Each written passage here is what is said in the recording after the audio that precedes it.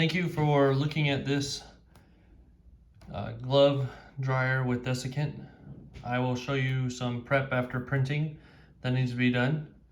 The biggest thing really is making the tabs be able to be the right size for the twist locks.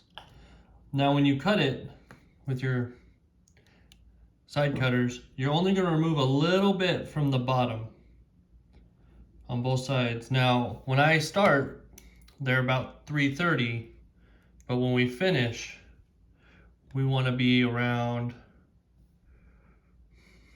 I don't know, anywhere from 305 to 315.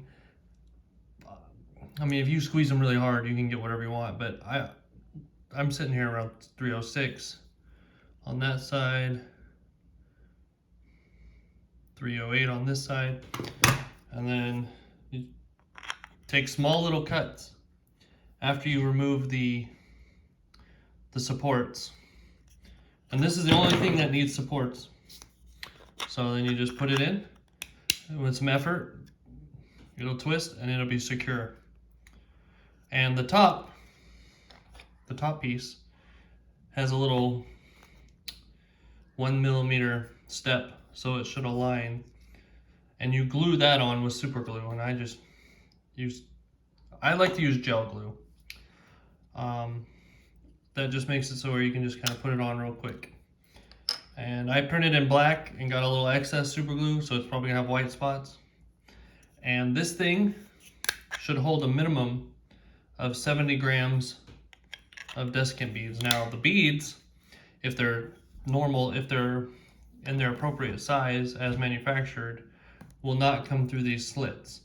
But if there are broken beads, they will sometimes go through the slits. They can and will. So be cautious of that.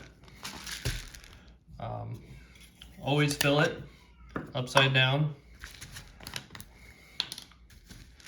And I always hold it to where I can control the bottle.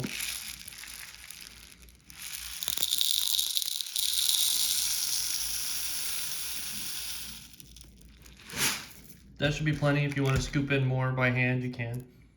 And then you put this on and twist, and there you go. You see, those aren't full beads, they're broken. So you gotta be careful of that.